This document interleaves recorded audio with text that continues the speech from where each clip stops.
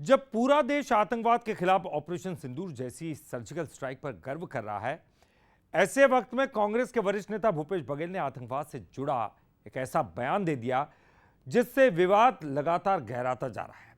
बयान में उन्होंने आतंकवाद से कांग्रेस के नुकसान और बीजेपी के फायदे की बात कह दी। अब फिर क्या था, सियासत तो गर्म होनी थी। राजनीति में बयान गलत हो जाए तो बाहरी दुश्मन की जरूरत नहीं होती। कांग्रेस भी कई बार इसी तरह की परेशानी में फंसती है।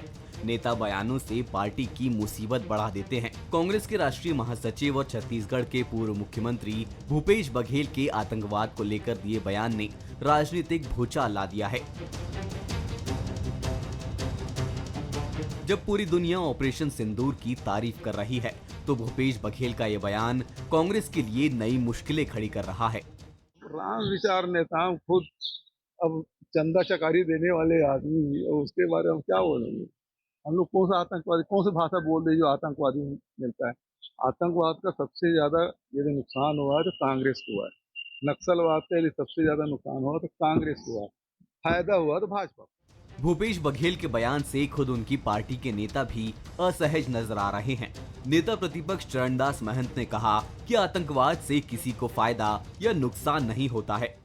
ये उनका बयान हो सकता है, मगर मैं ऐसा नहीं मानता कि नक्सलवाद से या आतंकवाद से किसी व्यक्ति विशेष को या पार्टी विशेष को फायदा होगा।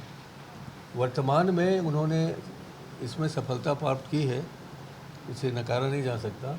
वो नक्सलवाद समाप्त होने के बाद पूरे बस्तर का दोहन करना चाहते हैं, इसलिए इस दृष्टिकोण से वो फायदा बताए होंगे और इससे मैं सहमत हूँ। जहां एक तरफ भारत के सांसदों की टीम दुनिया में ऑपरेशन सिंदूर की शौर्य गाथा सुना रही है, पाकिस्तान की नापाक साजिशों का पर्दाफाश कर रही है, वहीं कांग्रेस के वरिष्ठ नेता आतंकवाद से बीजेपी को फायदा होने की बात कह रहे हैं।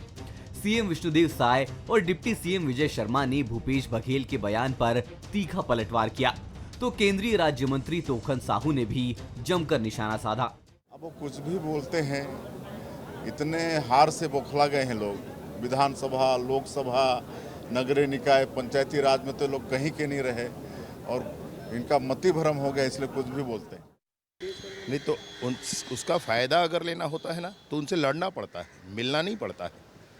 अगर लड़ेंगे ना नक्सलवाद से, आतंकवाद से, देश के पक्ष में खड़े होंगे, देश के साथ, जनता के साथ बात करेंगे, ताकत मजबूती के साथ लड़ेंगे तो जनता आशीर्वाद देती है।